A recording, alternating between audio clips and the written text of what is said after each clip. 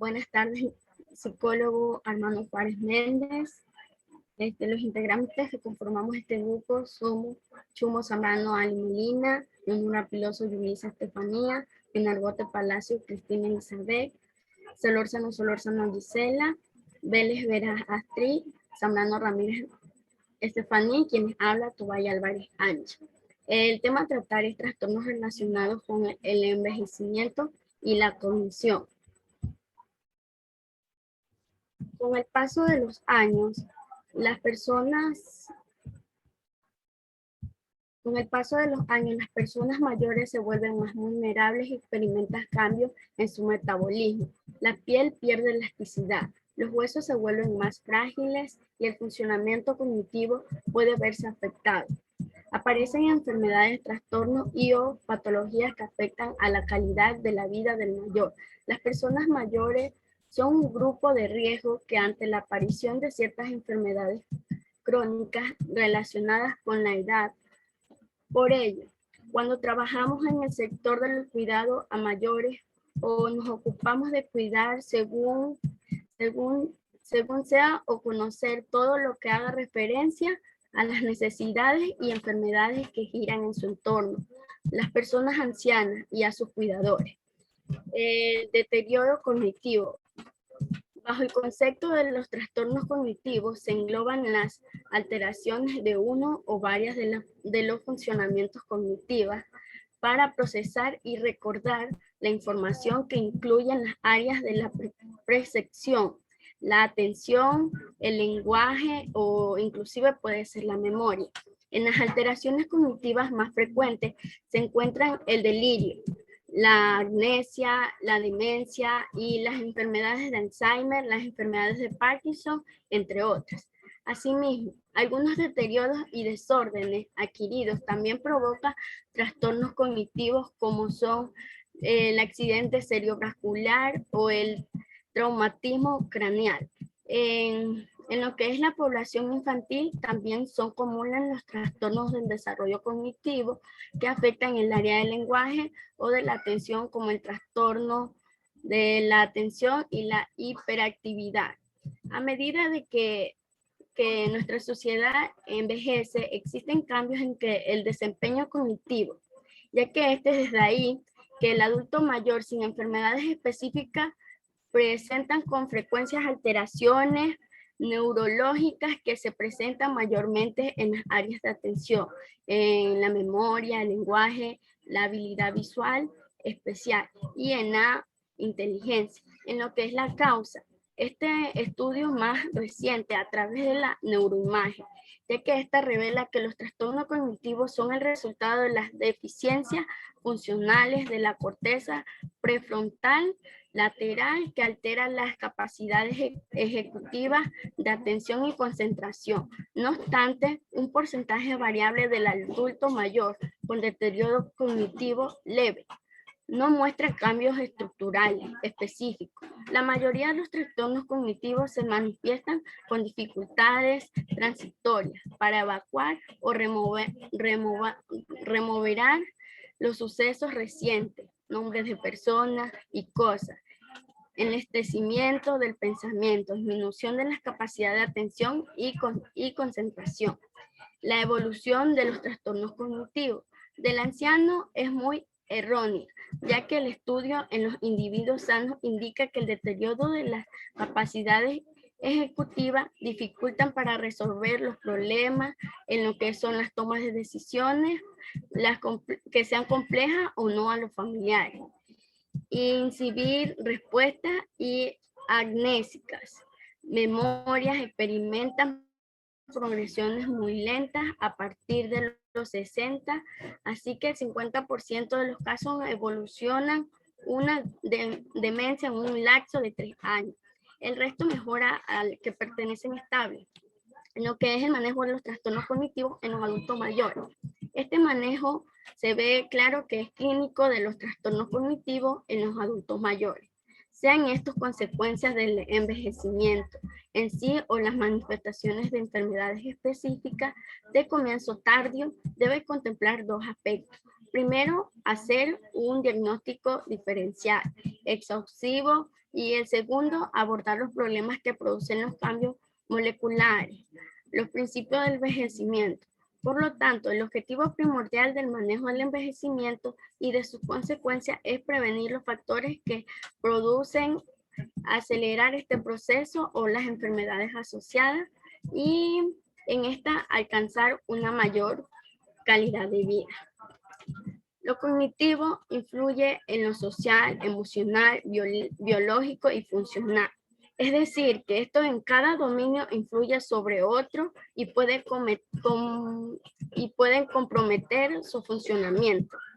A continuación, mi compañera. Bueno, yo les voy a hablar sobre lo que es el deterioro cognitivo leve. El deterioro cognitivo leve es un estado intermedio entre el deterioro cognitivo esperado debido al envejecimiento normal y el deterioro más grave de la demencia. Este se caracteriza por problemas de memoria, lenguaje, pensamiento o juicio. Si se tiene un deterioro cognitivo leve, es posible que te advierta que tu memoria o tus funciones mentales están reducidas. Tal vez los familiares y amigos cercanos puedan notar un cambio. No obstante, estos cambios no son tan graves como para que te interfieran significativamente en tu vida, sino ni en tus actividades habituales. Es posible que el deterioro cognitivo leve aumente el riesgo de padecer demencia más adelante debido a las enfermedades de Alzheimer u otros trastornos neurológicos. Pero algunas personas con deterioro cognitivo leve nunca empeoran y algunas pocas mejoran con el tiempo. La siguiente diapositiva. Los síntomas. El cerebro, al igual que el resto del cuerpo, cambia a medida que uno envejece. Muchas personas que van perdiendo progresivamente la memoria a medida que envejecen, y también es posible que uno tarde más en pensar una palabra o recordar el nombre de una persona. No obstante, la preocupación constante o crecimiento sobre tu rendimiento mental puede sugerir un deterioro cognitivo leve. Los problemas cognitivos pueden ir más allá de lo esperado e indicar un posible deterioro cognitivo leve si experimentas algunos de los siguientes síntomas o todos. Como primer síntoma puede ser si tienes olvidos más frecuentes, también como los olvidos, si olvidas eventos importantes como citas o compromisos sociales, si pierdes el hilo de los pensamientos de las conversaciones, los libros o las películas, si te resulta cada vez más abrumador tomar decisiones, planificar los pasos para realizar una tarea o comprender instrucciones, si empiezas a tener problemas para orientarte en entornos familiares, si te vuelves más impulsivo o muestras cada vez menos juicio, también si tu familia y amigos notan cualquiera de estos cambios. Si tienes deterioro cognitivo leve, también puedes experimentar lo que es la depresión, la irritabilidad y agresión, la ansiedad y la apatía. La siguiente diapositiva. Causas. No existe una causa única del deterioro cognitivo leve, como así tampoco existe un resultado único de este trastorno. Los síntomas del deterioro cognitivo leve pueden permanecer estables durante años y avanzar hasta la enfermedad de Alzheimer u otro tipo de demencia o mejorar con el tiempo. Según la evidencia actual, el deterioro cognitivo leve casi siempre se desarrolla a partir de los mismos tipos de cambios cerebrales observados en la enfermedad de Alzheimer u otras formas de demencia, pero en menor grado. Algunos de estos cambios se han identificado en estudios de autopsias de personas con deterioro cognitivo leve. Entre estos cambios se incluyen los siguientes: las masas anormales de proteínas beta amiloides, que son las placas, y masas microscópicas de proteínas tau típicas de la enfermedad de Alzheimer, como son los ovillos. Los cuerpos de Lewy, que son masas microscópicas de otra proteína asociada con la enfermedad de Parkinson, la demencia con cuerpos de Lewy y algunos casos de enfermedad de Alzheimer. También los pequeños accidentes cerebrovasculares o reducción del flujo sanguíneo a través de los vasos sanguíneos del cerebro. Los estudios por imágenes del cerebro muestran que los siguientes cambios pueden ser asociados con el deterioro cognitivo leve, como el encogimiento del hipocampo, una región del cerebro importante para la memoria. También la dilatación de los espacios llenos de líquido del cerebro, como son los ventrículos, y el uso reducido de glucosa, el azúcar que es la principal fuente de energía para las células en regiones clave del cerebro. La siguiente diapositiva. Los factores de riesgo. Los factores de riesgo más fuertes del deterioro cognitivo leve son los siguientes. Como son la edad avanzada, tener una forma específica del gen conocido como APOE4, también vinculado a la enfermedad de Alzheimer, aunque esto no garantiza que no sufra algún tipo de deterioro cognitivo. También se han relacionado otras enfermedades y factores de estilo de vida que aumenta el riesgo de experimentar cambios cognitivos. Entre ellos están lo que es la diabetes, el tabaquismo, la presión arterial alta, el colesterol elevado, la obesidad, la depresión, la falta de actividad física, el nivel educativo bajo y la participación poco frecuente en actividades mental o socialmente estimulantes. La siguiente diapositiva. Por último, tenemos lo que son las complicaciones y la prevención. Las complicaciones es que las personas que presentan deterioro cognitivo leve tienen un riesgo significativamente mayor de desarrollar demencia. Aunque no es determinante, en general alrededor del 1 al 3% de los adultos mayores desarrollan demencia cada año. Los estudios sugieren que alrededor del 10 o al 15% por año de las personas con deterioro cognitivo leve luego desarrollan demencia. La prevención, el deterioro cognitivo leve no siempre se puede prevenir. Sin embargo, según las investigaciones, algunos factores ambientales pueden afectar lo que el riesgo de desarrollar la afección. Según los estudios, estos pasos pueden ayudar a prevenir el deterioro cognitivo. Para esto debemos evitar el consumo excesivo del alcohol, limitar la exposición de la contaminación del aire, reducir el riesgo de lesión en la cabeza, no fumar, también controlar las afecciones médicas como la diabetes, la hipertensión arterial, la obesidad y la depresión.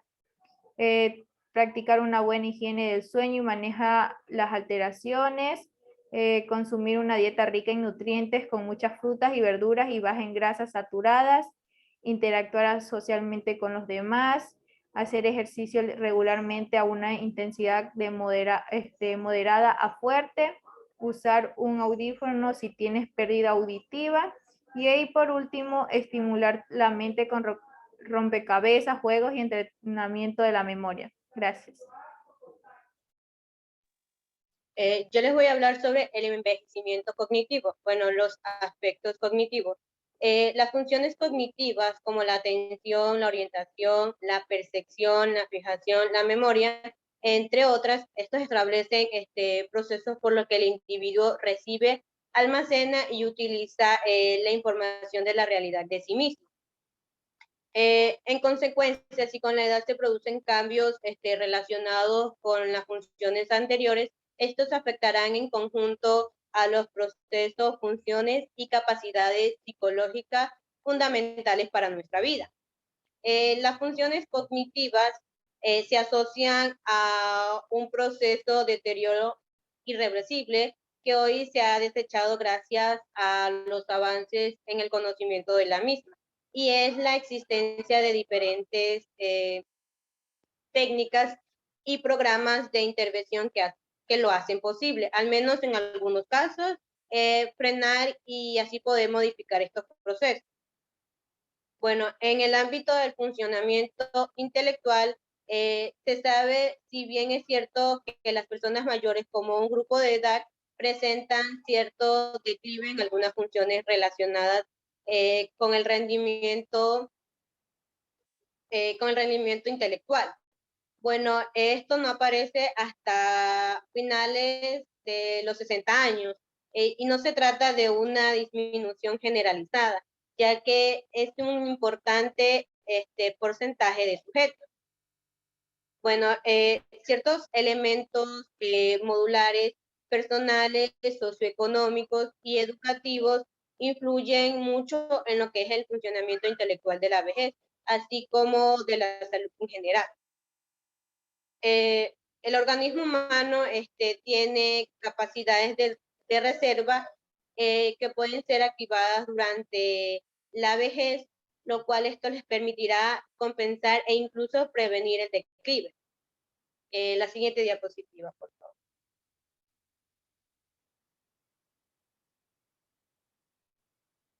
Ya, la interpretación bifactorial de la inteligencia.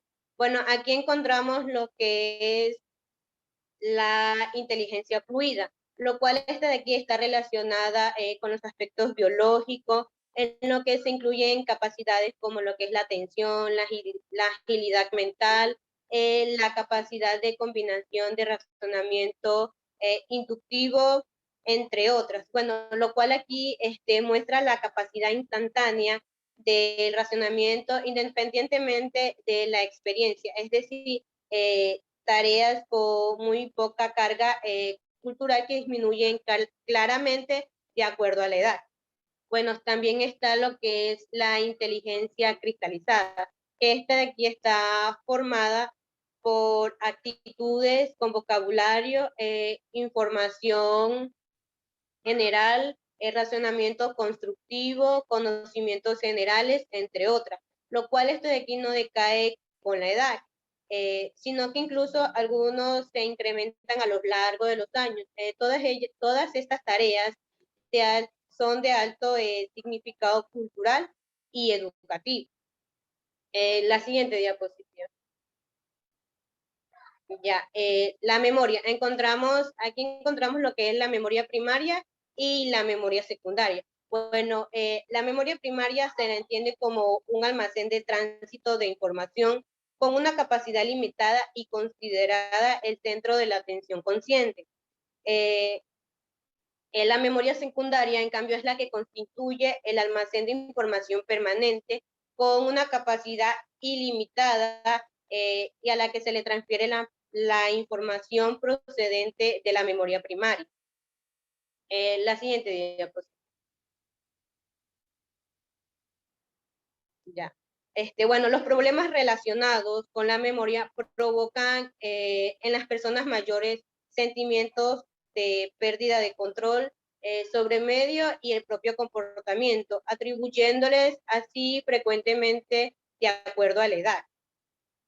Bueno, este tipo de atribución provoca a su vez un peor resultado en lo que es la ejecución de tareas relacionados con la memoria, lo cual produce un círculo vicioso que no es siempre fácil poder salir de ahí o romperlo. Existen determinadas variables individuales, ambientales y de la propia tarea que influyen directamente de su ejecución, por lo que a su vez es más necesario no hacer excesivas generalizadas en estas como en otras áreas en el funcionamiento intelectual.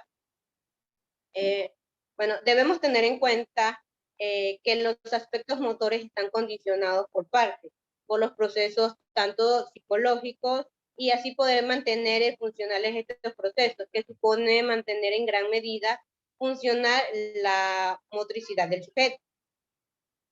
Los estudios psicológicos muestran que los ancianos pueden mantener sus capacidades psicológicas en un buen nivel, bueno, si no dejan de estimularlas, pero la situación normal del aislamiento del anciano en nuestras sociedades provoca un empobrecimiento estimular que se deteriora gravemente en las funciones psicológicas. Gracias. Buenas tardes, yo les voy a hablar sobre los trastornos cognitivos. A grandes rasgos, basándonos en la clasificación y las teorías de Duarte y Pedro en 2004, podemos resumir estos trastornos en tres, que son el olvido benigno, que en estos son los fallos de memoria de una persona normal. No se considera algo patológico. Son cuyas facultades son que son comparables a una de las poblaciones de la misma edad y del mismo nivel cultural.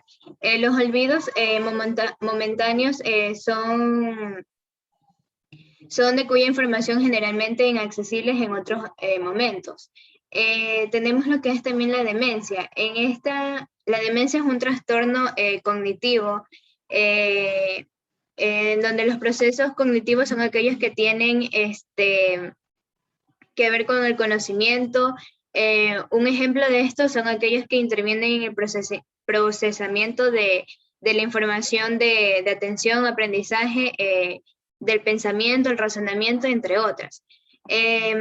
La demencia también se caracteriza por lo que es la pérdida de memoria, el deterioro de la capacidad del juicio, la dificultad en el aprendizaje de nuevos contenidos, el deterioro del razonamiento de diferentes funciones,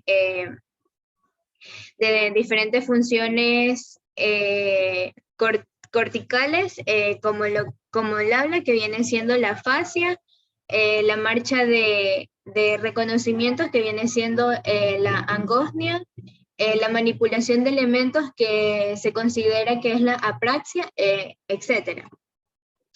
Pero que esto también puede ser tratable en algunos casos. También existen diferentes tipos de demencia. Uno de ellos, el más común y el que todos más tenemos conocimiento, es sobre la enfermedad del Alzheimer, que como bien sabemos es la pérdida de memoria a medida que va pasando el año. Y esto del Alzheimer también se da en edades tempranas o ya cuando empieza la vejez. También tenemos lo que es el delirio o confusión, que es un trastorno que lo categorizan como un comportamiento caótico en un marco angustioso. Ante la capacidad de la respuesta en una situación de crisis, se tiende a generar lo que son mayor angustia. En esto, para romper este proceso de feedback, será necesario lo que es ofrecer al enfermo un marco de contención que reduzca el nivel de angustia.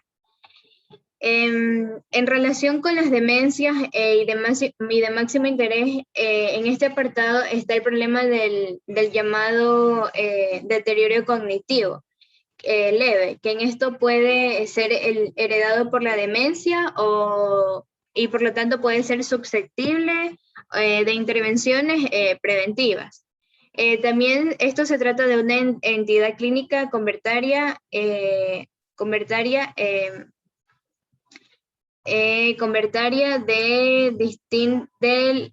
lo que es el declive de filósofos normales y de las funciones cognitivas de los ancianos. El deterioro significa, lógicamente, lo que es la pérdida de algo que anteriormente poseía. Por ejemplo, los ancianos tienden a olvidarse de las cosas que han pasado en su niñez o adolescencia. O en este caso, hay casos de que no se olvidan de lo que han vivido en la niñez y la adolescencia, pero se olvidan lo que es ya cuando ya ha pasado la pubertad y cosas así. La disminución cognitiva también se refiere a lo que es la pérdida de facultades intelectivas. La realidad clínica indica que algunas enfermedades son geriátricas y sin cumplir algunos criterios diagnósticos, la demencia de demencia. También se quejan de lo que es de su memoria y además se pueden objetivar en ellas un leve deterioro. En estas situaciones clínicas han recibido lo que son las diversas denominaciones de alteración de la memoria asociadas a la edad. En este caso, las siglas serían AMAE. En estas quejas leves de memoria son rendimientos por encima del punto del corte de los textos cognitivos. También se consideran las personas que padecen deterioro cognitivo leve o deterioro cognoscitivo leve, que son más conocidos por sus siglas como MCI por 1000 cogni impari, que éstas se encuentran en un estado transaccional entre el envejecimiento normal y de la demencia leve. Siguiente diapositiva. Ya, los trastornos asociados a deterioros cognitivos, problemas de memoria o cognitivos no relacionados necesariamente con el proceso de envejecimiento. En este caso se derivan de tres etapas. En una vendría siendo lo que son el síndrome amnésico estable o transitorio. En esta se presentan lo que es la atención reducida por estados de ansiedad o depresión. También como suceden o como algunos conocemos, que son las lagunas mentales de los alcohólicos. En el estado post-crisis epiléptica o con el uso de benzodiazepinas, especialmente que son de vida media corta. Las que además favorecen los fenómenos de tolerancia y dependencia, producen una amnesia anterógrana y de la amnesia global transitoria, que en esto viene siendo un cuadro benigno que puede ser recurrente, de probable origen vascular, epiléptico, o formando parte de una cefalia con migraña. El 2, que viene siendo lo que es el síndrome confusional agudo o delirio.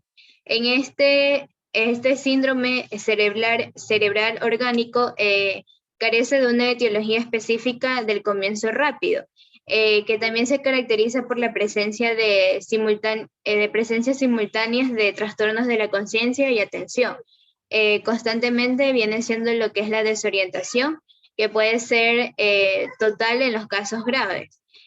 También con el deterioro del pensamiento abstracto, de la capacidad de compresión de la memoria, la presencia de alucinaciones e ilusiones visuales. En esto la alteración del ritmo, que viene siendo el sueño o vigilia, y los trastornos psicomotores. Que en este curso deben presentarse fluctuaciones diurnas de los síntomas y de la duración de los trastornos, que deben ser inferiores a los 6 meses. Y como último tenemos lo que es la afasia.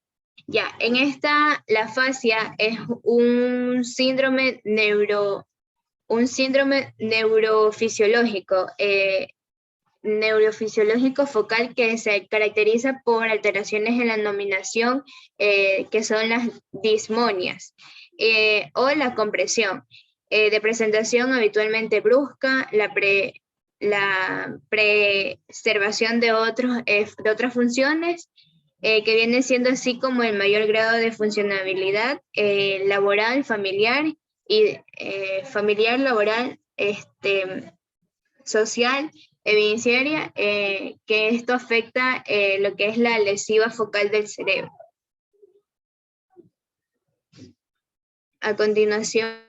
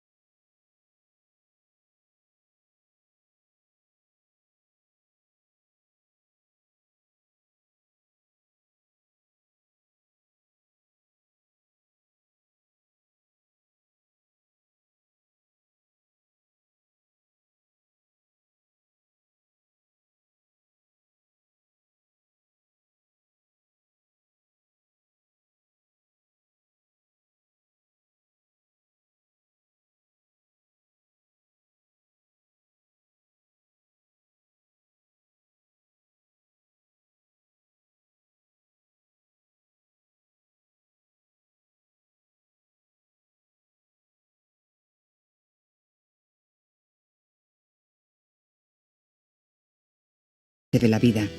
Como estos, cientos de atributos son aplicables.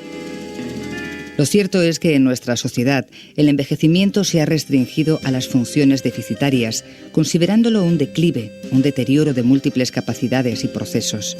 Sin embargo, son más que conocidas las cifras demográficas que nos muestran que hoy en día la simbólica frontera de los 65 años nos emplaza como media a más de una década de vida por delante, que puede y debe ser vivida como una etapa tan plena como cualquiera de las que le antecedieron. Esta realidad, que se ha hecho patente a partir del pasado siglo y atañe a la propia estructura de la sociedad y profundamente a las expectativas de la propia vida humana. Yo creo que ya ha pasado a la historia ese planteamiento rígido de etapa educativa, etapa productiva, etapa improductiva, por no decir de inutilidad, que era la vejez. Yo creo que todo eso ahora en este momento se trastoca porque hay mucha menos gente joven, porque la formación es un periodo en este momento muchísimo más largo, y no solamente eso, sino porque abre posibilidades y las está abriendo de una manera pues también casi inesperada, la formación de personas mayores, por ejemplo. Pero además es que la etapa productiva también ha cambiado, ¿no? La gente accede sobre todo a trabajos, digamos que más estables, muchísimo más tarde, y en principio no parece lógico que se jubile muchísimo antes. En España, según datos del año 2002, 7,5 millones de personas superan los 65 años de edad y de ellos 1,5 millones de personas están por encima de los 80 años. Las pirámides demográficas nos dicen que la sociedad envejece y eso tiene repercusiones evidentes en las propias estructuras sociales, como las familias. Yo creo que los elementos de análisis son, en primer lugar, los modelos de convivencia. Esto de que las familias, las generaciones vivan juntas, pues es una situación a extinguir prácticamente, es decir, que la tendencia es que las diferentes generaciones vivan separadamente y por lo tanto los mayores no van a vivir con sus hijos, no son sus deseos tampoco, no son sus expectativas.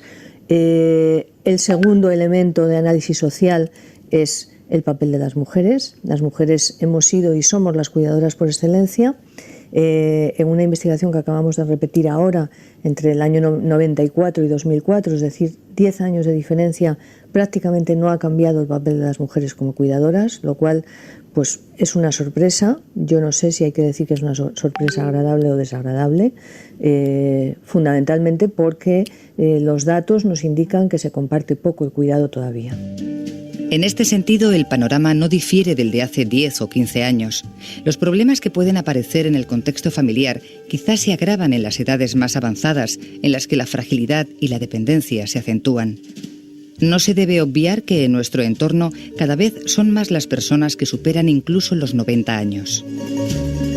Quizás la consecuencia más preocupante que puede tener el envejecimiento de la población en este momento no es ese gran número de personas que en principio se jubilan y que parece que no tienen nada que hacer. Cada vez tienen más que hacer, cada vez hay más posibilidades de emplear el tiempo de una manera productiva, remunerada o no remunerada, depende, porque yo creo que eso también es cada vez más compatible, pero el problema más importante es cuando las personas se hacen muy mayores. Lógicamente el envejecimiento de la población genera el que haya un número muy importante de mayores de 80 años, que entonces es una población con un grado de fragilidad importante.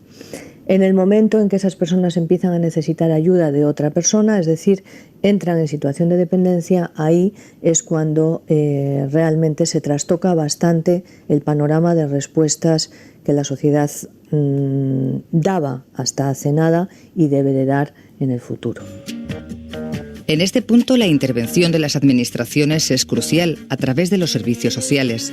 El Estado, las comunidades autónomas y municipios elaboran sus propios planes de actuación en este sentido, con la intención de mejorar la calidad de vida de los mayores y también la de su familia. El gasto público español en este sentido es de los más bajos de la Unión Europea. Los servicios para atender y para hacerse cargo de las situaciones de dependencia en personas mayores y no mayores, ¿no? Y yo creo que en eso estamos en este momento, ¿no? Pues yo creo que en este momento está abierto y en pleno debate la formulación, el diseño de un sistema de protección a la dependencia. de un sistema que va a tener una base pública, esperemos que debe de tener una base pública, y que en principio pues haría frente a las necesidades sobre todo de atención domiciliaria, de atención residencial, de centros de día, de teleasistencia, es decir, de toda una gama de servicios para que las personas puedan vivir con dignidad y complementar el apoyo familiar con servicios públicos. La realidad social del envejecimiento atañe a otros sectores, puesto que las necesidades y costumbres de las personas de mayor edad han variado al ritmo del resto. Así, el ocio, la moda e incluso la comunicación están presentes en su día a día con una considerable incidencia. Está el negocio inmobiliario, por una parte, que se traduce en residencias, pero también se traduce en otras alternativas, digamos que mucho más amables, ¿no? Dirigidas sobre todo a personas mayores autónomas, ¿no? Que es pues la casita en la playa, la urbanización con servicios, toda esa alternativa inmobiliaria para jubilados, fuertísima. Luego está también digamos que toda la línea de consumo tradicional, que en este momento empieza a desarrollarse clarísimamente, que tiene que ver con la cosmética, por ejemplo, ¿no? Yo creo que en este momento pues, hay un desarrollo fuertísimo de cosmética para personas mayores, de productos que además son bastante caros y que sus consumidores son mujeres y también hombres en mucha menor cantidad, pero que son consumidores número uno. Y luego en la moda. Y la moda yo creo que tiene un papel importantísimo en el desarrollo de toda una línea de imagen diferente de las personas mayores. Al margen de estas, entre comillas, imposiciones de los tiempos modernos pulsadas por la sociología, el envejecimiento se impone especialmente en el terreno psicológico como una nueva etapa vital que se manifiesta especialmente en modificaciones psicoafectivas. Los especialistas en geriatría nos dicen que la forma de afrontar la vejez depende en gran parte de la aceptación de la vida anterior y que es un reto individual, probablemente la mayor tarea de desarrollo de la vida, ya que se van a producir cambios individuales, relacionales y ocupacionales. Pero primero habría como que enmarcar un poco lo que es el envejecimiento tal y como se contempla ahora, ¿no? En el pasado, quizá desde una perspectiva más biológica, psicométrica, se entendía el envejecimiento como una fase de declive, de pérdidas, de deterioro. Y las últimas investigaciones respecto al envejecimiento abren una perspectiva desde el desarrollo humano como una etapa donde, junto a estas pérdidas que no podemos negar, va a haber también una serie de posibilidades de crecimiento personal, de una especie de potencial, ¿no?, de desarrollo, que es quizá en lo que más se están centrando las investigaciones. Hay que entender la vejez como un reto individual y además de social, desde luego, y también pues un poco la idea de responsabilizar a las personas acerca de su propio envejecimiento y de irse preparando sobre la vejez, para que luego estas modificaciones que indudablemente se van a dar sean más fáciles y puedan ser llevadas, digamos, a adaptarse a ellas con más facilidad también. El desarrollo psicológico no se interrumpe al llegar a una determinada edad. El envejecimiento es, por tanto, una etapa con posibilidades evolutivas en la que es decisiva, como es lógico, lo vivido anteriormente. En primer lugar, sería la personalidad previa y la vida previa del individuo, porque claro, hay que enmarcar al individuo que envejece dentro de su contexto biográfico, de su vida previa, un poco el nivel de desarrollo que ha alcanzado, las relaciones que ha establecido, los recursos individuales de los que dispone, los logros y un poquito las dificultades también que haya tenido a lo largo de su vida, la propia identidad. Todo esto hay que tenerlo en cuenta en la persona que envejece, porque, bueno, como dice también Simone de Beauvoir en el libro de la vejez, las personas ancianas, los viejos, conservan las dificultades, digamos, los defectos y también las capacidades, las virtudes de los hombres y las mujeres que siguen siendo, ¿no? Un poco en la misma idea que Ajuria Guerra, que siempre con la frase esta de que se envejece como se ha vivido. En esta etapa de la vida, las situaciones de cambio son innumerables. Se suele dar un deterioro corporal, una nueva posición social y económica, la aparición de molestias físicas e incluso una mayor frecuencia de los duelos. Todo esto supone una nueva actitud frente a la vida en ese desarrollo evolutivo. se están haciendo algunos programas dirigidos pues, a esa estimulación, a trabajar pues, con aspectos como la memoria, el lenguaje, que ayudan a conservar estas funciones hasta épocas muy tardías de la vida, ¿no? Por supuesto, la dieta, todo lo que es una vida saludable y todo también lo que tiene que ver con las relaciones con los demás, ¿no? El mantener relaciones satisfactorias, tener alguna persona confidente, bueno, disfrutar de esa relación con los demás, no aislarse. Por ejemplo, todo el aspecto de la soledad, que es indudable que es algo inherente a la condición humana, pero que a la vez sabemos que en esta época de la vida se dan muchísimas situaciones de soledad. Bueno, pues intentar también buscar la forma de no aislarse, ¿no? Las modificaciones externas e internas del envejecimiento que ya hemos comentado y la no menos importante conciencia de final de la vida hacen cuestionarse en algunos casos la propia identidad y puede dar lugar a una situación de crisis. Ante esto, cada persona reacciona de diferente modo y es importante estar alerta ante las consecuencias negativas de esa forma de asumir la nueva etapa. La patología, como decíamos antes, surge con cierta frecuencia, ¿no? Entonces, aunque son las mismas enfermedades, digamos que en los adultos, pues la depresión, los trastornos de ansiedad, fundamentalmente, sí que va a haber algunas características a esta edad que los diferencian de edades más jóvenes, ¿no? Por ejemplo, hay una tendencia al solapamiento de los síntomas entre enfermedades somáticas y enfermedades mentales, de manera que una depresión no sigue un patrón tan uniforme como en un adulto, donde hay un cuadro sintomático recortado, con decaimiento, tristeza, pérdida de interés, y a lo mejor en una persona anciana pues, se manifiesta solo en una falta de apetito, en unas quejas pues, de dolores erráticos o de mareos, de inestabilidad, sin que aparezca todo el cortejo afectivo. Ese solapamiento va a hacer que muchas veces nos sea muy difícil distinguir entre una patología orgánica más somática y una patología más de tipo afectivo. Por lo tanto, siempre conviene descartar y hacer estudios también sobre cómo está la persona, porque otro aspecto importante es que muy frecuentemente se dan conjuntamente las dos patologías. Entonces hay llamamos en términos médicos, una gran comorbilidad entre esta patología mental y la somática. Y entonces hay que ocuparse de todo, es decir, en esta edad hay que hacer tratamientos físicos importantes, tratamientos de las enfermedades que acompañan, que la persona esté lo más, pues si es hipertensa, todos estos factores de riesgo que estén lo más estables posibles y a la vez hacer un buen tratamiento de la depresión. En los ancianos se dan los mismos trastornos psicopatológicos que en los adultos, aunque tienen algunas diferencias específicas como trastornos del sueño, déficits cognitivos, somatizaciones, etc., que es muy importante detectar a tiempo para mejorar su calidad de vida. Yo creo que hay una formación muy buena en atención primaria y, por supuesto, además hay casos donde las propias depresiones de los mayores las puede atender muy bien el médico de cabecera de toda la vida o el médico de atención primaria, vaya. No todos los casos tendrían que ser derivados a psiquiatría o a salud mental. Quizá las derivaciones ya son en casos donde bueno, pues es una depresión un poquito más compleja o donde se ha hecho un primer abordaje y no ha sido efectivo.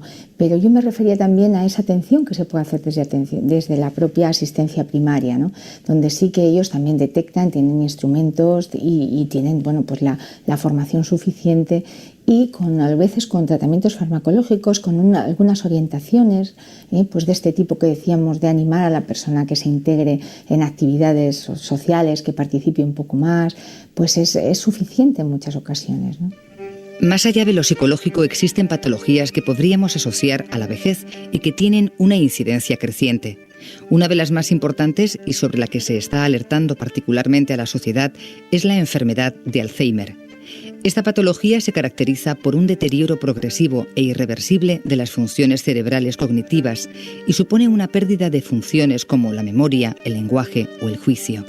A pesar de que se conoce mucho sobre la enfermedad, aún no se sabe su causa primera. El criterio definido que tenemos para el diagnóstico es la presencia de unas determinadas lesiones en el cerebro que se ven en el microscopio, que son ovillos neurofibrilares y placas seniles, neuríticas, y esto es lo que llamamos en medicina la patogenia, un poco el paso intermedio, pero la causa por qué esto se llega a producir, pues no se sabe. El Alzheimer no es exclusivo de la senectud, aunque la vejez es el principal factor de riesgo. La evolución de la enfermedad es progresiva en todos los casos y atraviesa diferentes fases claramente tipificadas, aunque el ritmo de desarrollo dependa de cada caso. Estadísticamente hablando, cada caso particular puede variar, pero cuanto más precoz es el inicio de la enfermedad de Alzheimer, cuanto más joven en principio es la persona afectada por la enfermedad, el proceso de deterioro es más rápido y más agresivo. En el tratamiento de la enfermedad de Alzheimer se combinan los tratamientos farmacológicos y no farmacológicos. Actualmente no se investiga el fármaco definitivo que cure o que corrija la sintomatología de una enfermedad incurable, sino que se buscan fórmulas para prevenir la neurodegeneración, compensar las alteraciones funcionales y que el enfermo pueda afrontar las necesidades básicas durante el mayor tiempo posible.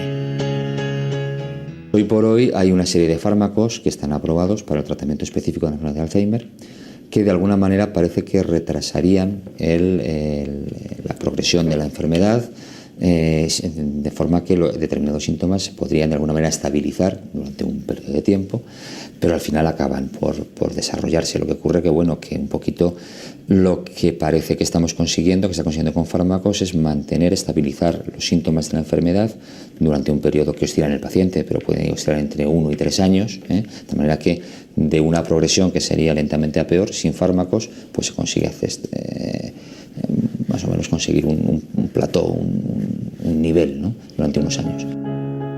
El trabajo de la psicología en la investigación y el tratamiento en esta enfermedad es fundamental, y no solo para el paciente, sino para que familia y cuidadores puedan afrontar en mejores condiciones la crudeza del deterioro que produce la enfermedad de Alzheimer. Lo ideal sería tratar al paciente desde ambos líneas terapéuticas, ¿no? Por una parte con unos fármacos, que está demostrado que sirven para estabilizar durante un periodo de tiempo al menos la enfermedad, y por otra parte con terapia no farmacológica, que también además la terapia no farmacológica ayuda a nivel de las relaciones personales, es decir, incluso la familia puede asistir a algún tipo de terapia con el paciente, o incluso a nivel de divulgación. Los mismos terapeutas que están actuando sobre el paciente pues pueden actuar sobre el entorno familiar y dar unos consejos, dar pues unas guías, un poco de actuación a la familia que tiene en su seno familiar a un paciente con enfermedad de Alzheimer, cómo tratarle, cómo organizar el espacio físico del domicilio, cómo organizar a lo mejor simplemente lo que es la comida, los cubiertos, el ir al baño.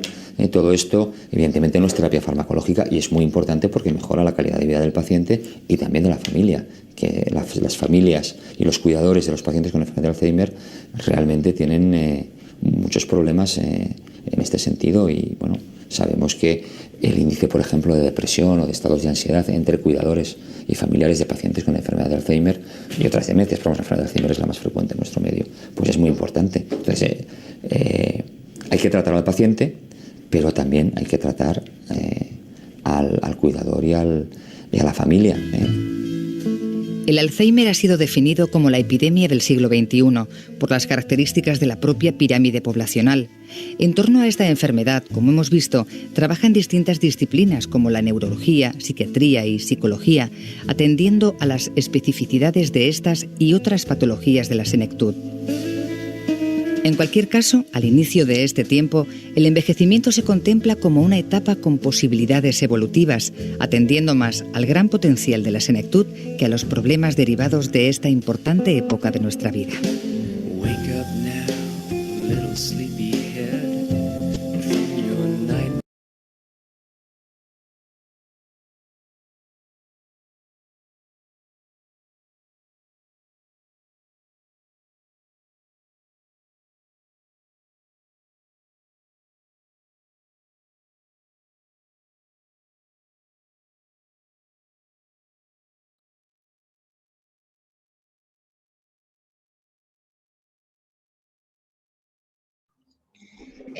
Buenas tardes, licenciados.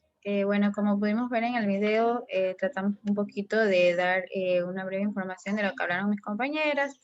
Y bueno, También podemos dar una pequeña información que, como lo dijo ahí, el Alzheimer es una enfermedad que aún no le encuentran cura y no hay como un pronóstico todavía aún que diga la veracidad que se pueda curar una persona del Alzheimer.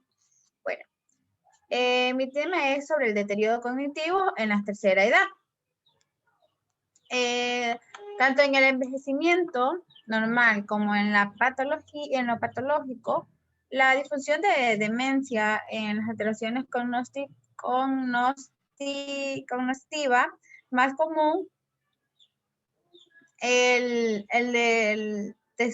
disturbio en la memoria es la causa de alteraciones significativas en los funcionamientos sociales o laborales. Es por esto, pues, ella es esencial para todos los aspectos. La vida diaria y su anormalidad afectan los aprendizajes y los recuerdos de las personas de edad. También el deterioro de la memoria es como está asociado con la edad y la DMAE. Abrimos paréntesis sobre lo que significa, sobre lo que es la DMAE. La DMAE es una degeneración más macular asociada con la edad previa del adulto, ¿no?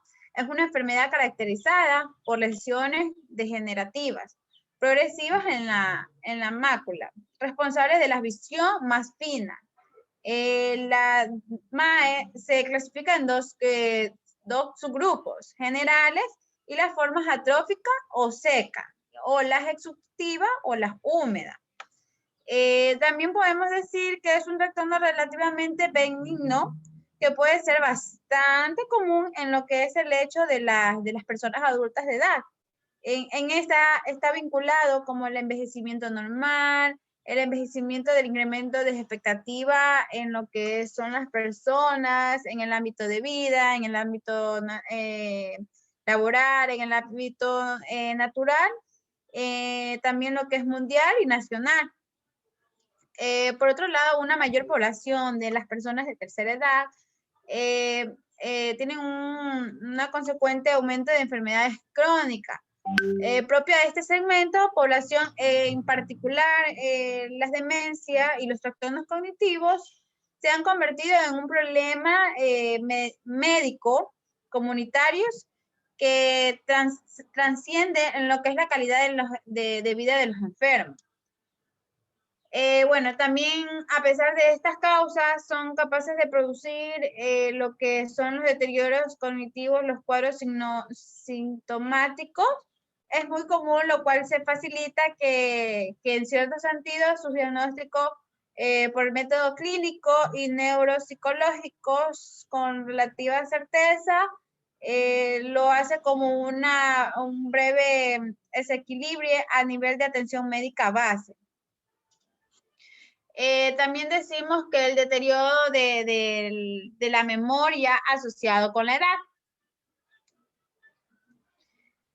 El deterioro de la memoria asociado con la edad, actualmente existe una gran confusión sobre la individualidad del DMAE. Como esta entidad clínica, eso se debe como un empleo de diversas denominaciones para designar procesos diferentes, surgidos desde el estudio como son distintas metodologías y concepciones de diagnóstico. Estos son interpretativamente asociadas con lo que es la edad del adulto mayor.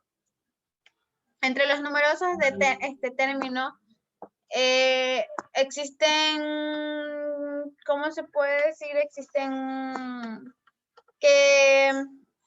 deterioro de las memorias que se considera como conceptualmente como un estado clínico caracterizado por declinaciones de la función sénsica, vinculada con el envejecimiento de las personas de edad, como las personas que pueden también ser con 50 años y más edades, más que sean un poquito más de 60 o 70. Con estas sensaciones subjetivas también de pérdida de memoria, de una intensidad de por lo menos una desviación estándar por debajo del promedio de los adultos jóvenes. Que en estos patrones de medicaciones, de funciones y de memoria, sin dementes y son otras condiciones médicas o psiquiátricas que explican sus causas. Bueno, también actualmente las investigaciones en lo que es prevalencia, la demás muestra con una considerable variable lo que son las estimaciones en lo que son los rasgos desde el 4 al 5% hasta el 40% o más de la variabilidad, depende de los distintos criterios diagnósticos empleados de lo que diga las manifestaciones clínicas o los doctores, ¿no? Los trastornos cognitivos también están vinculados con lo que es la edad, se han convertido en un problema importante de salud, como lo dijo en el video, en pleno siglo XXI. Esta población tenía como más de 60 y más de 1,5 millones de habitantes. Tenía más de 61 según estimaciones para lo que es el 2050. El país se convertirá en uno de los más envejecidos del mundo. Con el ámbito nacional, los trabajos realizados con respecto al deterioro cognitivo que se ha mostrado en lo que es la prevalencia actual. A continuación, mi compañera va a seguir un poquito más a hablar de lo que es el tema.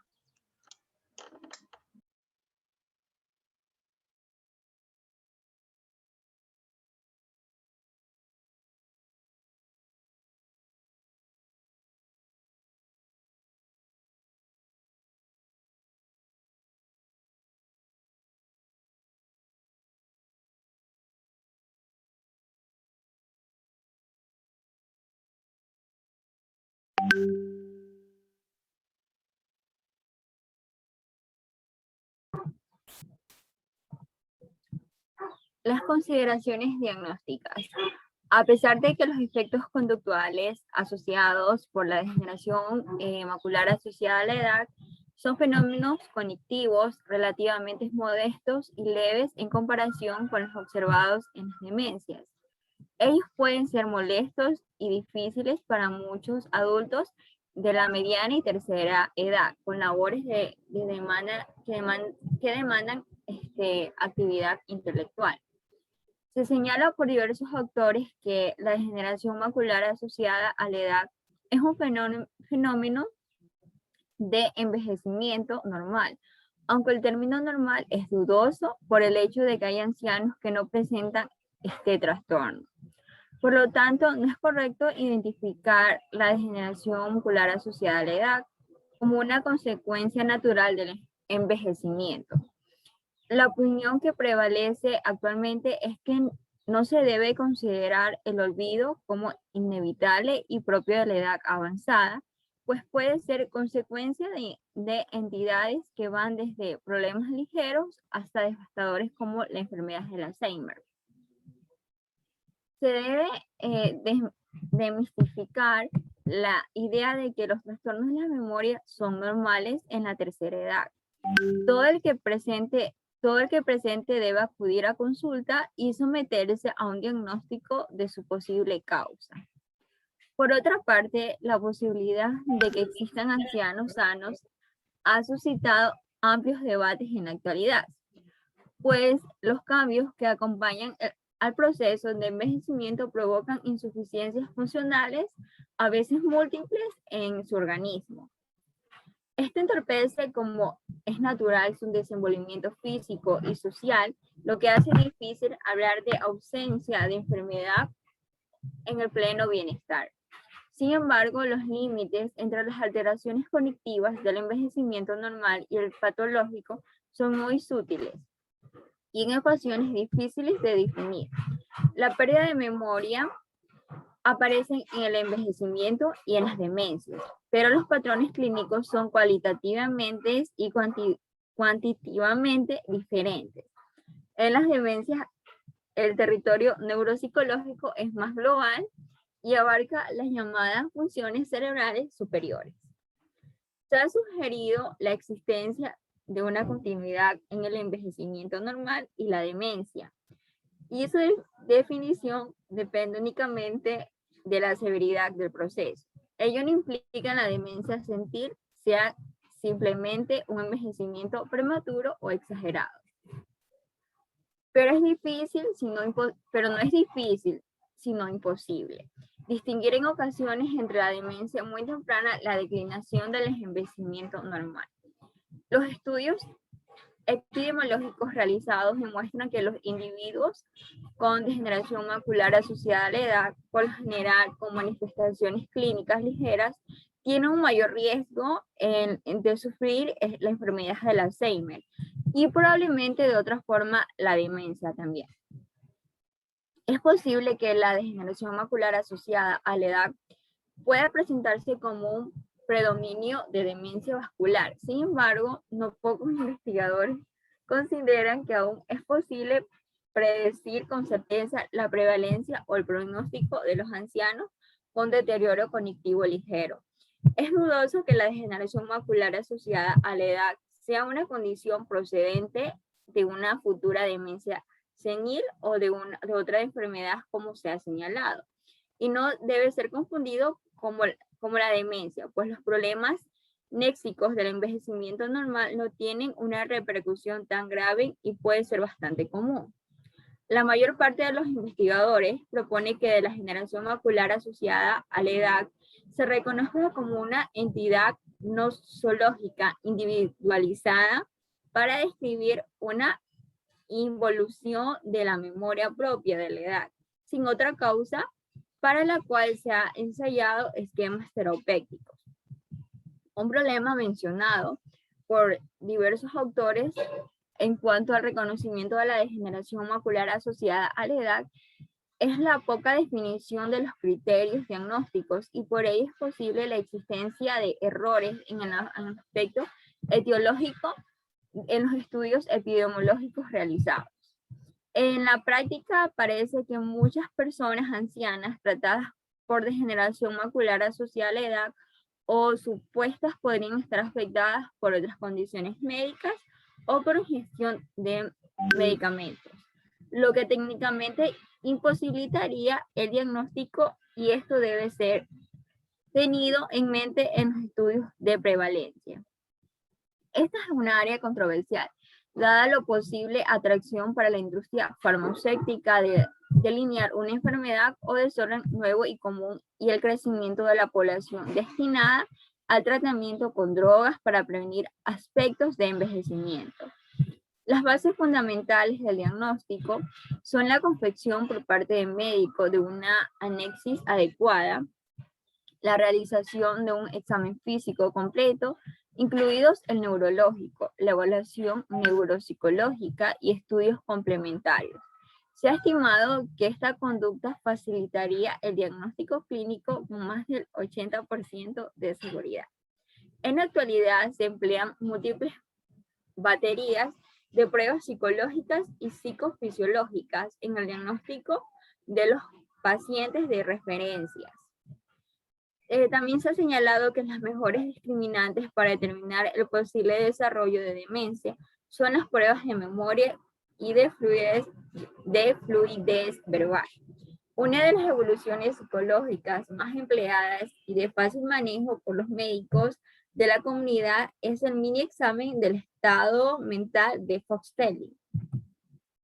A la hora de extraer conclusiones acerca del rendimiento del paciente en las diferentes pruebas del examinador, deberá contemplar las posibles fallas extracognitivas que pudieran estar contaminando al desempeño. Por ejemplo, los trastornos visuales pueden provocar fallas en las tareas de la atención de la memoria visual, sin que sea estrictamente un trastorno de extensión en la memoria. Un criterio importante y uno de los más fiables es el tiempo, pues es raro para la causa de una enfermedad degenerativa.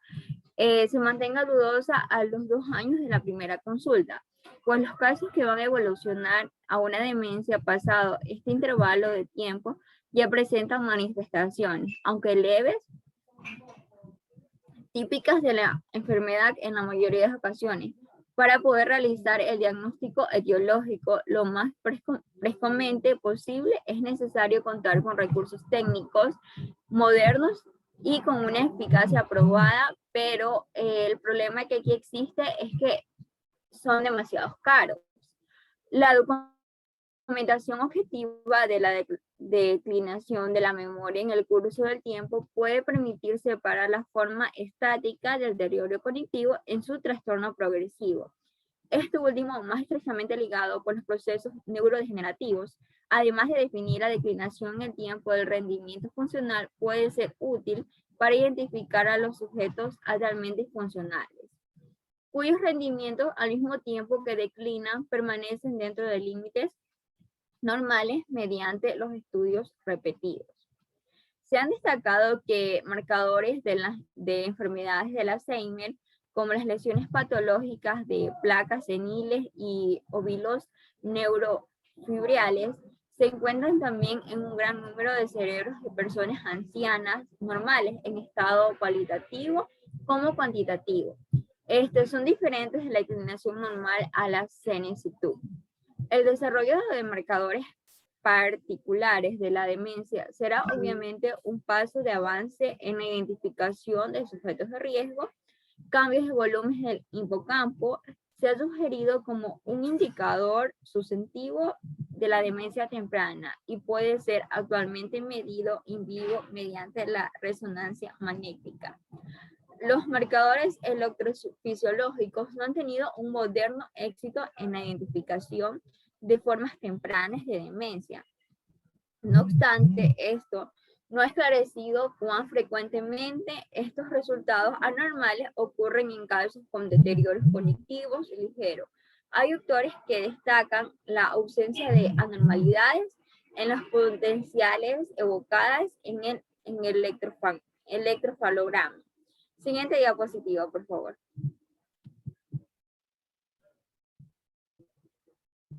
Las características diferenciales en los trastornos anéxicos de referencia. La degeneración macular asociada a la edad se caracteriza por alteraciones de la memoria declarativa y episódica, sobre todo en el proceso de nuevos aprendizajes, ya sean leves, de problemas de abstracción, incluso en el lenguaje, en el acceso al léxico y cierta disminución de la fluidez. Estas alteraciones no llegan a la interfaz de las actividades de la vida diaria del sujeto como ocurre en la demencia. El anciano mejora el rendimiento si se le ofrecen claves. La falta no está en el archivo, sino en la búsqueda de información. Literalmente los ancianos olvidan a recordar. Es muy frecuente que los sujetos añosos no recuerden un nombre, pero sí todo el contexto en que sucedió el hecho, y ante la mínima facilitación aparece lo olvidado. Esto estaba archivado, pero no fue buscado adecuadamente. Muchos investigadores sugieren que la declinación cognitiva de la edad sigue siendo un perfil cognitivo subcortical. En las demencias corticales del tipo de enfermedades del Alzheimer, la memoria episódica muestra fallas severas tanto en el archivo como en la búsqueda de información, como lo demuestran los resultados del recuerdo simple y del recuerdo facilitado. La memoria a corto plazo está relativamente preservada hasta etapas tardías de la enfermedad, y la mayor afectación en la memoria es a largo plazo. A diferencia de la memoria episódica, la memoria semática se afecta solo con las enfermedades del Alzheimer y no por el envejecimiento normal. En general, los pacientes con enfermedades de Alzheimer se les realizan pruebas psicológicas de manera similar a los ancianos sanos, pero a un nivel inferior, y siempre existe un solapamiento entre la puntuación de ambos grupos, lo que apoya la hipótesis de la continuidad en cuanto al rendimiento de la memoria. Aún se han conseguido diseñar una prueba que discrimine con el 100% de precisión entre la demencia leve y el envejecimiento normal. Es decir, una prueba diagnóstica de memoria en la que fallen sistemáticamente los pacientes con enfermedades del Alzheimer y se pueda realizar correctamente a los ancianos que son sanos. La mayoría de los autores consideran el como una entidad clínica bien individualizada. La relativa facilidad de su diagnóstico por métodos clínicos, neuropsicológicos y de imagen hace que pueda ser una herramienta eficaz en manos de los médicos de la familia. Sin embargo, el hecho ha demostrado de que enfermedad del Alzheimer y otras demencias puede estar en etapas iniciales y se pueden presentar como una apariencia de una degeneración macular asociada con la edad. Reafirma también la importancia que reviste la detección precoz de los trastornos cognitivos, en especial de la memoria, como signos frecuentes e iniciales de los síndromes demenciales. Los principales problemas de diagnósticos entre la degeneración macular asociada a la edad y la demencia son la ausencia de criterios de amplia aceptación y utilización. El amplio rango de pruebas psicométricas usadas actualmente, algunas de las cuales aún no tienen una adecuada validación en los ancianos y se hace difícil comparar los diferentes estudios entre sí. El número relativamente pequeño de sujetos que han sido adecuadamente evaluados y seguidos por un periodo de tiempo conveniente y escasas investigaciones neuropsicopatológicas y neuroquímicas en estos pacientes con defectos ligeros de la memoria. A continuación, mi compañera.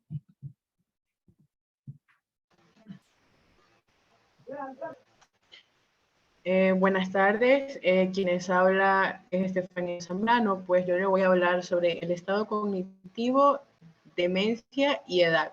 Siguiente diapositiva, por favor.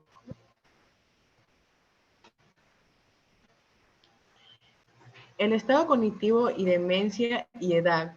Deterioro cognitivo es el estado intermedio entre el deterioro cognitivo esperando debido al envejecimiento normal y el deterioro más grave de la demencia. Se caracteriza por problemas de memoria y lenguaje, pensamiento o juicio. Es posible que adviertas que en tu memoria o en tus funciones mentales estén reducidas. Tal vez familias y amigos cercanos también noten un cambio. No constante, estos cambios no son tan graves como para que interfieran significativamente en tu vida, ni las actividades habituales. Con el envejecimiento se presenta el cerebro de forma normal, cambios morfológicos, bioquímicos, metabólicos, circulatorios que dependiendo de la plasticidad cerebral y la actividad redundante de muchas funciones cerebrales, puedan llevar a presentar alteraciones cognitivas o continuar su función normal. Algunos de estos cambios morfológicos se presentan con pérdidas de volumen, alargamiento de la corteza frontal, que tienen un desempeño fundamental en la atención de las funciones ejecutivas. Disminución del volumen neural que no es uniforme, cambios sinápticos y las extensiones descéntricas. Además de eso, disminuye el número y el tamaño. Y la disminución de números y de los receptores de las enfermedades neurodegenerativas. Siguiente diapositiva.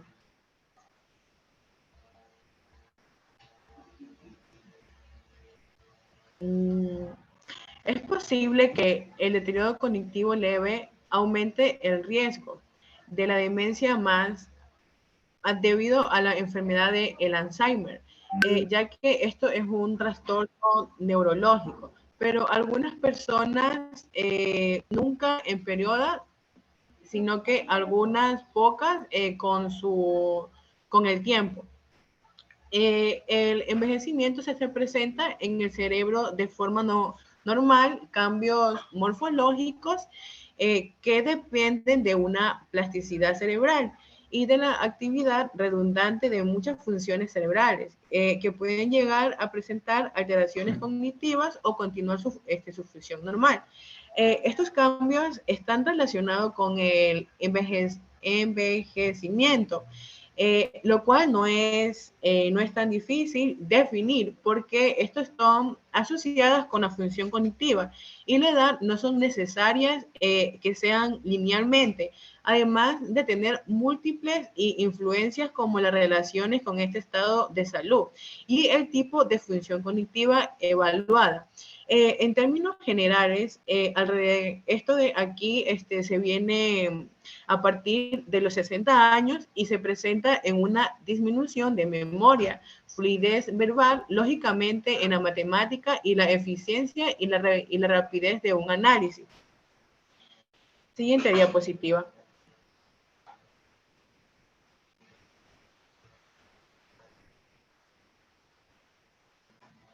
Ok, estos cambios también están relacionados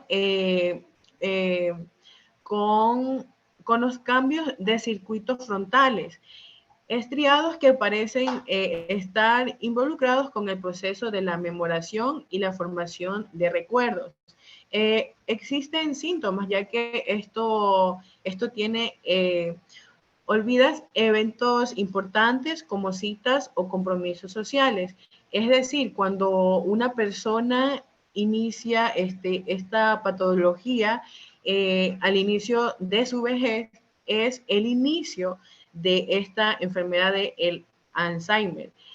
También empiezas a tener problemas para orientar en el entorno familiar. Es decir, que empiezas a no recordar los nombres de tus familiares. Te vuelves un poco más impulsivo o muestras cada vez menos juicio. Es decir, que si tú eres una persona normal, de un momento tienes un comportamiento impulsivo, agresivo hacia otra persona, pero estos cambios no son normales, ya que esto viene por el Alzheimer, ya que esto es a través de la vejez, ya que este es el primer factor de riesgo. La familia y amigos también pueden notar estos cambios. Ya que si olvidas tus eventos importantes como citas o compromisos sociales, es decir, de que esta patología ya se está agravando. Siguiente diapositiva, por favor. Ya, también existen síntomas leves, que es la depresión, ansiedad, apatía, irritabilidad y agresión. Esto de aquí son al inicio, cuando tú ya vas iniciando esta patología, estos son los primeros síntomas, los cuales tú vas sintiendo. Siguiente diapositiva, por favor.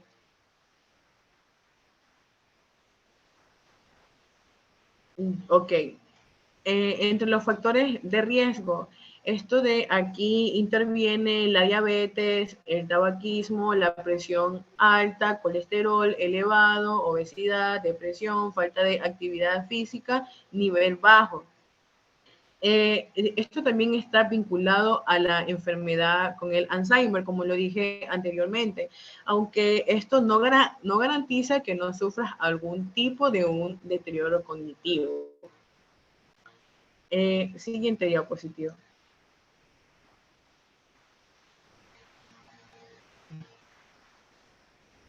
Ok. Esto también existe complicaciones, ya que las personas que presentan este deterioro cognitivo tienen un riesgo significativamente mayor de desarrollar este tipo de demencia, aunque esto no es determinante. En general, alrededor de 1 o a 3% de los adultos mayores desarrollan demencia cada año.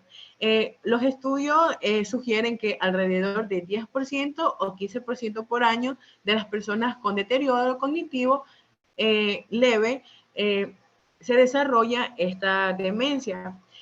También tenemos lo que es la prevención, ya que esto hay que evitar el consumo excesivo de alcohol, no fumar, controlar las afecciones médicas como la diabetes, la obesidad, la depresión, el consumo de una dieta rica en nutrientes con muchas frutas y verduras, obviamente bajos en grasa, y esto también interactúa socialmente con los demás. Es decir, que al momento que uno tiene esa patología, uno tiene que interactuar con más gente para así sentirte un poco, o sea, no tan desorbitado. Muchas gracias. Este ha sido toda mi exposición.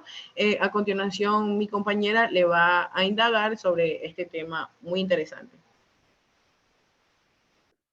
Las alteraciones cognitivas postoperatorias. Estas son dedicadas a la relación de lo que se conserva la función cerebral de la forma normal en los ancianos sanos, que se mantienen estables en un estado cognitivo de deterioro moderado, puede romperse por eventos que pueden generar estrés tanto físico como psicológico. La disfunción cognitiva postoperatoria se ha dicho y se ha caracterizado por un estado de conciencia normal, con cambios de la cognición generalmente manifestados por las presencias de una o más de las siguientes manifestaciones. Estas alteraciones que pueden ser como de la memoria, la concentración, la comprensión del lenguaje, los pensamientos abstractos o la integración social. Estas alteraciones pueden hacerse aparentes en los días o inclusive en meses después de la cirugía. Se considera difusión cognitiva postoperatoria temprana, ya que esta se puede ver y se observa en los 7 primeros días de la cirugía, o tardía si se presenta días después de los primeros 3 meses o hasta 1 año después de la cirugía. La disfunción cognitiva debe ser diagnosticada. A la vez también tienen que tener evaluaciones específicas que estas pueden ser desarrolladas antes y después de la cirugía. En las primeras 24 horas del postoperatorio, el estudio de Rohan y colaboradores mostró que una incidencia del 47% en los pacientes mayores de los 65 años y que en el estudio de Moore y los colaboradores realizaron en pacientes de los 18 o mayores, que se encontró en 30 años en el 41% de los pacientes de todas las edades evaluadas que experimentaron alteraciones cognitivas postoperatorias tempranas, ya que esta evolucionó en la mayoría de los casos. Además, la mejoría de los primeros 3 meses, pero en los pacientes ancianos, la prevalencia de los deterioros cognitivos tardíos fue significativamente mayor, ya que esto contó en un 13% de incidencia. No se puede atribuir a la cirugía o a la anestesia un efecto directo sobre estas apariciones de las alternativas cognitivas postoperatorias. Ya que esto se da por los múltiples factores asociados que no tienen relación a un evento quirúrgico, como por ejemplo que se da en el nivel educativo en los pacientes. En este estudio, el doctor Sprung y colaboradores no se encontró una asociación significativa entre la exposición acumulativa, agentes anestésicos.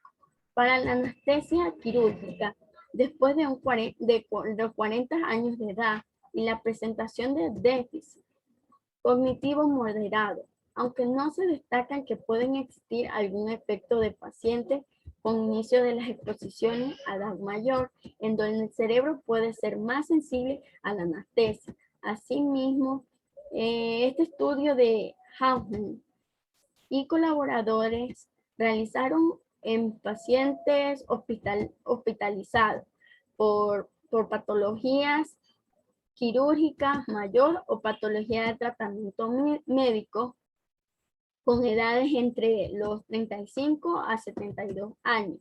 No se encontró la diferencia entre los grupos estudiados en la presentación del deterioro cognitivo postoperatorio, concluyendo que esta presentación de este síndrome es más relacionado con los factores postoperatorios y que con el elevado evento operatorio en sí. En este estudio tampoco se puede destacar la presentación de efectos sobre pacientes mayores a los grupos de edad evaluadas, lo cual es importante si tiene en cuenta que en el estudio de Moore y colaboradores se encontraron la edad como en variables independientes de riesgo de alteración cognitiva postoperatoria y de mortalidad. Para concluir, el déficit cognitivo es un síndrome neurológico que se acompaña de enormes inversión económica y social, que en poco se puede lograr en prevención o puede ser en manejo sin política de salud pública enfocadas en mejorar las condiciones en la calidad de vida de esta población que en general y del paciente geriátrico en particular, empezando por los niveles educativos que claramente están relacionados con la presentación de esta patología. En el preoperatorio y postoperatorio. A nivel quirúrgico, la evaluación multidisciplinaria y el manejo anestésico con medidas básicas y neuroprotección, si bien estos no aseguran que se presente un síndrome, porque por lo menos permite que la optimización de algunos factores que pueden contribuir al desarrollo del mismo y que a su vez permite desarrollar planes de manejo que eviten el empoderamiento de las alteraciones cognitivas postoperatorias o la aparición definitiva de la alteración en el postoperatorio de los pacientes. La siguiente diapositiva.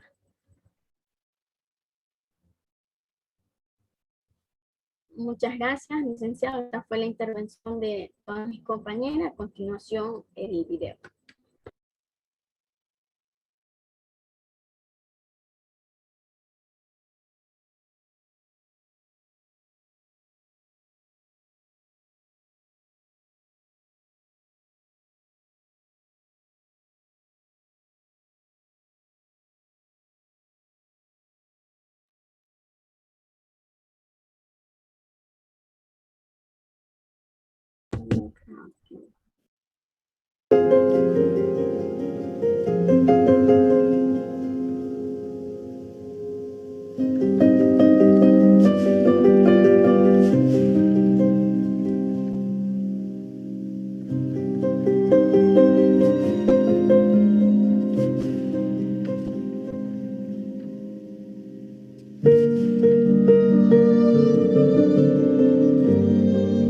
Bueno, mi nombre es Carmen Terrón, yo soy neurólogo y coordino la unidad de deterioro cognitivo y demencias que pertenece al Servicio de Neurología del Hospital Nuestra Señora del Rosario.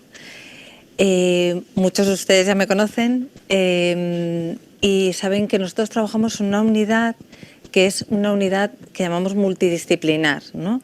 No solamente estamos neurólogos, sino que, bueno, estoy yo como neurólogo y luego hay dos neuropsicólogos, Rubén Sebastián, que luego le van a escuchar, y Raquel Gonzalo. ¿Qué es el deterioro cognitivo? ¿Qué es la demencia? Sobre preguntas que muchas veces ustedes me trasladan en la consulta, ¿no? Aclarar conceptos, por eso son como dos cosas muy somero, ¿no? Son unos minutos nada más, pero intentando aclarar conceptos para luego entender también el porqué de las cosas que les explicamos en la consulta o el porqué de lo que después vamos a contarles. Lo primero, darles las gracias, y eso sí que lo quería poner antes que nada, porque cuidar es muy difícil. Cuidar a una persona que tiene deterioro cognitivo es algo muy complejo y yo sé que es así y ustedes lo saben perfectamente, y cuando les he planteado venir, por ejemplo, a esta charla, nadie me ha dicho no puedo o no. O sea, todo el mundo inmediatamente, ¿no?, ha reaccionado absolutamente de una manera positiva, porque aun sacrificando más tiempo del que dedican a cuidar, ¿no?, para cuidar aún mejor, ¿no? Y yo creo, de verdad, se lo tengo que agradecer, y se lo tengo que agradecer también de parte de los pacientes, ¿no?, y por supuesto de la mía. Pero eso es lo primero que les quería transmitir. Muchas gracias, la verdad, por estar aquí, utilizando su tiempo en escucharnos, que yo espero que les sea de ayuda. A ver, ¿qué es el deterioro cognitivo? Que muchas veces es un concepto que nosotros les decimos en la consulta y ustedes se quedan pues como, ¿qué significa eso, ¿no? Pues el deterioro cognitivo realmente es la disminución de las capacidades cognitivas de una persona respecto a su nivel previo, ¿no? O sea, es decir, cada uno tenemos un nivel, ¿no? Unas personas tendrán una mayor o menor formación, ¿no?, una mayor o menor escolaridad, y en función de eso puede haber algún cambio, ¿no? Pues esos cambios en las capacidades cognitivas, que son atención, memoria, lenguaje, funciones ejecutivas, que son esas de planificación, organización, las praxias, ¿no?, que son los movimientos que van dirigidos a un fin.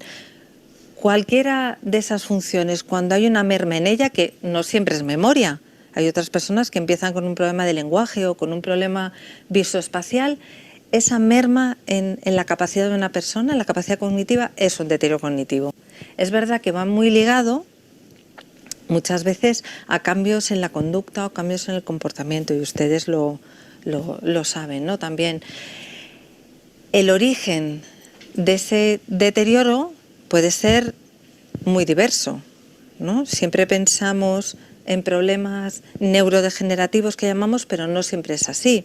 Hay veces que una persona puede tener una dificultad en su capacidad atencional o en su memoria que se deba pues a un problema, por ejemplo, de una infección pasada, de una infección en el cerebro, o por un ictus, ¿no? Cuando una persona tiene ictus, pues también puede desarrollar, el cerebro no funciona, ¿no?, pierde, digamos, zonas de funcionamiento normal, y por lo tanto puede haber un deterioro en la función del cerebro. Puede haber problemas también de tiroides, de iones. Saben que siempre en la consulta nosotros les hacemos analíticas, les miramos las vitaminas B, el tiroides, ¿no? Miramos determinadas cosas para descartar ese tipo de problemas en tiroides o en otras cosas que puedan estar relacionadas con el deterioro. Tampoco, y eso ya se lo diré más adelante, la única enfermedad que puede provocar, la única enfermedad neurodegenerativa que existe es la enfermedad de Alzheimer. Hay más enfermedades, ¿no? La enfermedad por grupos de Lewy, hay un tipo de demencia, se llama degeneración frontotemporal, o sea que hay muchos tipos de enfermedades neurodegenerativas. Y luego el siguiente paso sería ¿qué es la demencia, no?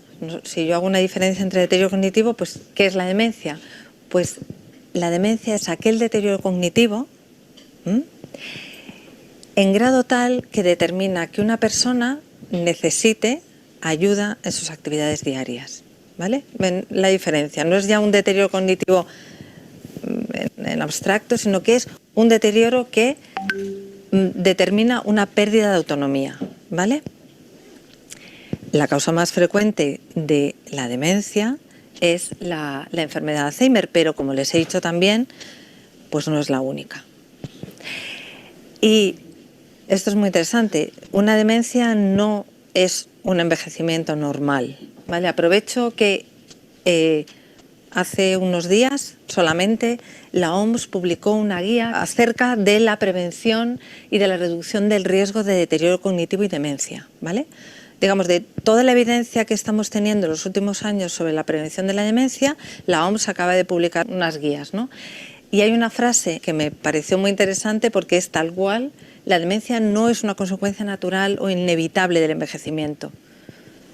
El concepto que ustedes muchísimas veces me preguntan en la consulta, demencia senil. Bueno, la demencia senil, pensando que la causa de la demencia es el envejecimiento o la edad, no es así, como causa. Ven aquí, esto es la prevalencia de la enfermedad de Alzheimer conforme avanza la edad. Evidentemente, conforme avanza la edad, es una enfermedad que cada vez, ¿no?, es más prevalente, hay más personas, pero no quiere decir que todo el mundo en su evolución natural con la edad tenga una demencia o una enfermedad de Alzheimer, ¿vale?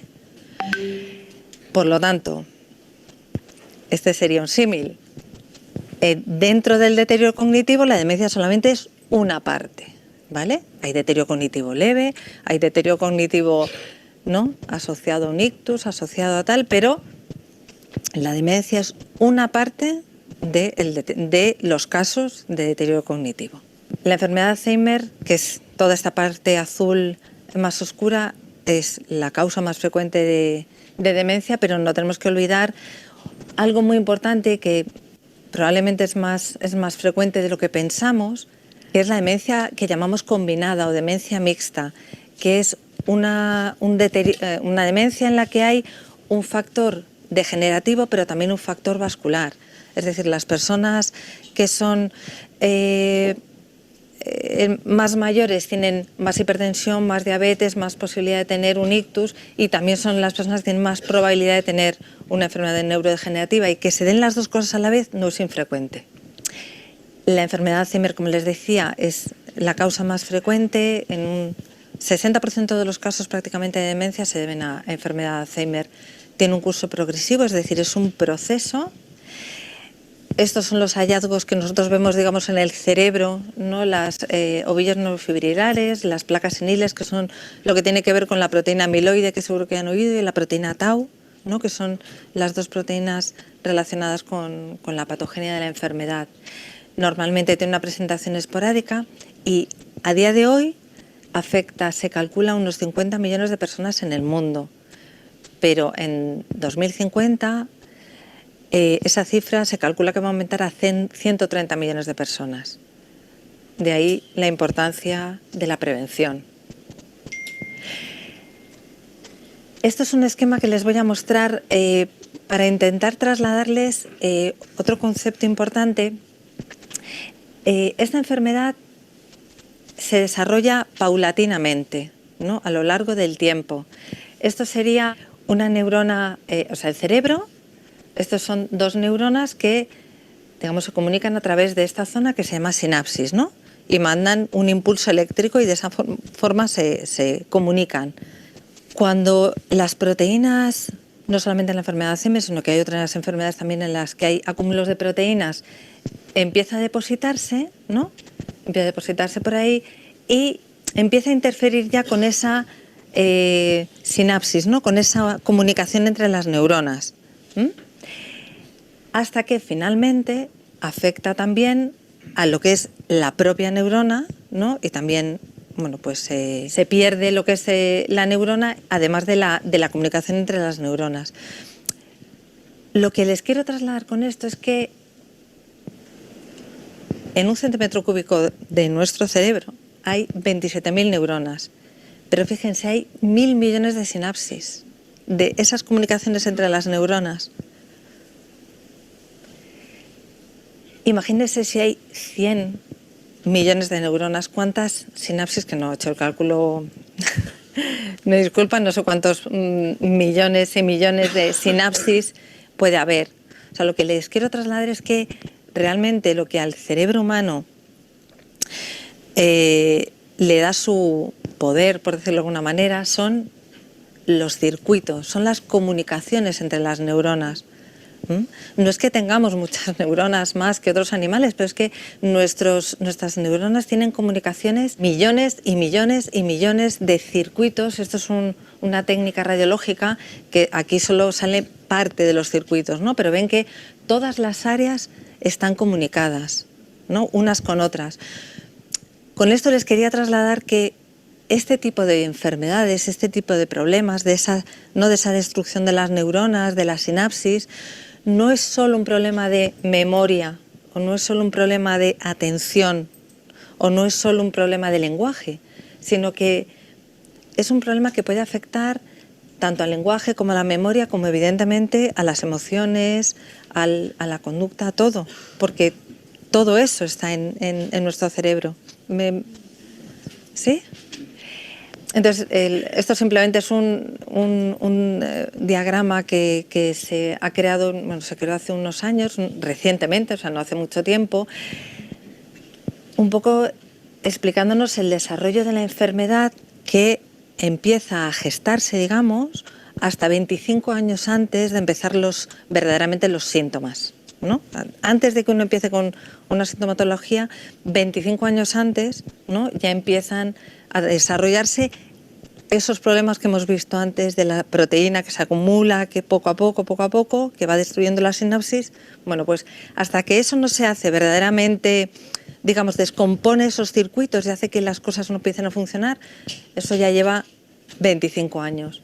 Sobre factores de riesgo de la enfermedad, es decir, qué cosas, ¿no?, pueden favorecer o pueden fomentar que nosotros desarrollemos una enfermedad de este tipo. Evidentemente la edad es el factor de riesgo más importante. Aquí he puesto los factores que llamamos no modificables, es decir, sobre los cuales no podemos actuar. La edad es el factor de riesgo más importante y evidentemente pues ahí no podemos hacer nada. Y los genéticos lo mismo. Pero estos sí, estos son los factores de riesgo que llamamos factores de riesgo modificables. De aquí, o sobre ellos, es sobre los que nosotros estamos intentando trabajar en la población, pero claro, sobre todo en la población en la edad media de la vida, ¿no?, que es cuando hay que actuar para para cuando empiezan, no sé, si contamos esos 25 años o 15 años que empieza la enfermedad antes, pues ahí es donde tenemos que actuar para que esto, ¿no?, la enfermedad no se desarrolle. ¿Cuáles son? Les sonarán muchos de ellos, los factores de riesgo vascular que siempre les hablamos en la consulta: la hipertensión, la diabetes, el colesterol, la obesidad, muy relacionada con todos los anteriores, la depresión también, pero muy importantes los hábitos de vida también, ¿no?, el consumo de tabaco, el alcohol, la dieta, y eso la verdad es que es muy interesante las guías que acaba de publicar la OMS hablando de la importancia de la dieta mediterránea como tal, ¿vale? Y evidentemente el aislamiento social, la inactividad cognitiva, mundialmente, o sea, si tomamos todas las cifras de demencia en el mundo, el factor de riesgo modificable más importante es el bajo nivel educativo. Pero en nuestro medio, en Europa, en Estados Unidos, en el mundo occidental, es el sedentarismo. O sea, la inactividad física es el factor de riesgo modificable más importante para la demencia. Y no quiero que, utilizo un minuto nada más, no quiero que piensen en que en el ejercicio físico como algo que es bueno para el corazón, que viene bien. No. O sea, el ejercicio físico es una de las pocas cosas que ha demostrado que pueden ayudar a generar más sinapsis, más comunicación entre las neuronas y más neuronas, que eso no se sabía. O sea, antes se pensaba que uno tenía el cerebro X y de ahí se iba perdiendo, ¿no? Pues no es verdad, el cerebro es plástico. El cerebro busca siempre mejorar y funcionar mejor. Y la actividad física lo consigue. O sea, que no es, digamos, por la vía vascular del corazón, de las arterias, no. O sea, el ejercicio físico es bueno en sí mismo. Y no pretendo que ni corran un maratón, o sea, tampoco un ejercicio excesivo. O sea, las recomendaciones de la OMS son para personas adultas entre 18 y 65 años, 150 minutos de ejercicio moderado a la semana, que es salir pues a caminar a buen ritmo 5 días por semana, pero a caminar, O sea, no vale salgo o cuento los pasos en el reloj este que llevo hoy, sino salir media hora a caminar. Si consiguiéramos controlar todos estos factores de riesgo vascular, se calcula que evitaríamos, de esos 130 casos de enfermedad de Alzheimer que calculamos que hay en 2050, podríamos prevenir un 30%. Un 30%, que es muchísimo. Entonces, esa es una idea que les quiero trasladar y una idea positiva, ¿no? Que se pueden hacer cosas. ¿Vale? Nada más. Ahora...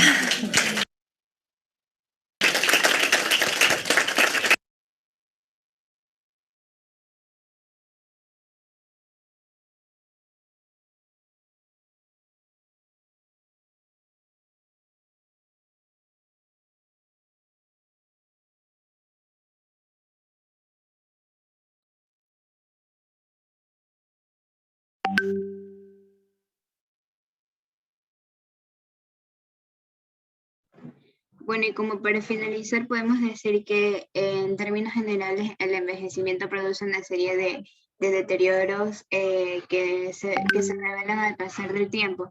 También se trata de una disminución de la plasticidad neuronal y por consiguiente de los procesos cognitivos y emocionales.